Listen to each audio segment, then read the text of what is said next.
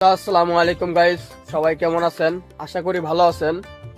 আমি ছোট একটা ঘরে 220 পিস দেশি মুরগির বাচ্চা নিয়ে আসছি আমি এখানে পালন করার জন্য। আর এখনো দেখেন বাচ্চাগুলো এখনো ব্রিডিং চলতেছে। আজকে বয়স হচ্ছে 9 দিন। এখনো ব্রিডিং চলতেছে, যে দেখেন।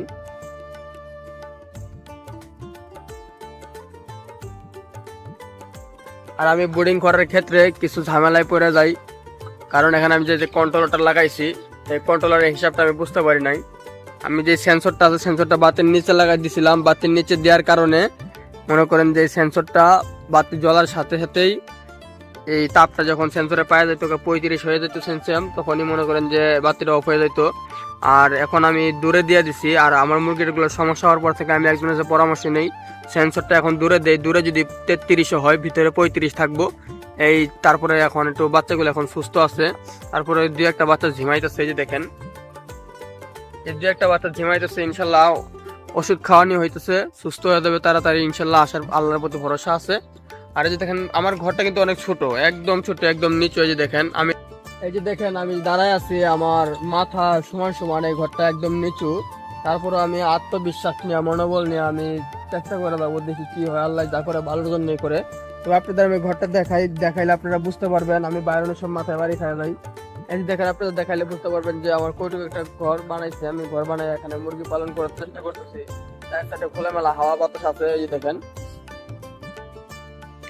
দেখেন ছোট্ট একটা ঘর, একদম ছোট্ট একটা ঘর। আপনারা দেখলে বুঝতে পারবেন যা 6 হাত 5 হাত এরকম হইব। 4 সাইডে ঘোরাইলে একদম ছোট একটা খোয়ারের মতো।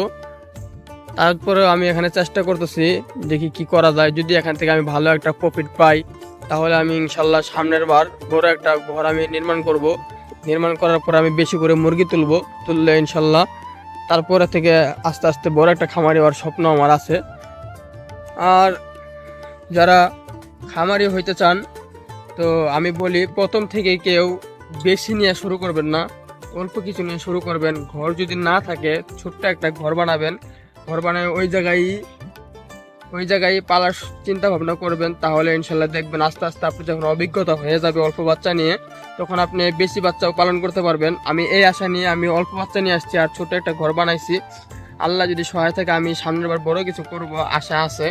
তো আপনারা যারা ভিডিওটা দেখছেন এই পর্যন্ত, তারা বুঝতে পারছেন আমি কতটুকু ধৈর্য নিয়ে আশা নিয়ে এই খামারটা করছি। তো সবাই ভালো থাকবেন, সুস্থ থাকবেন। আল্লাহ হাফেজ।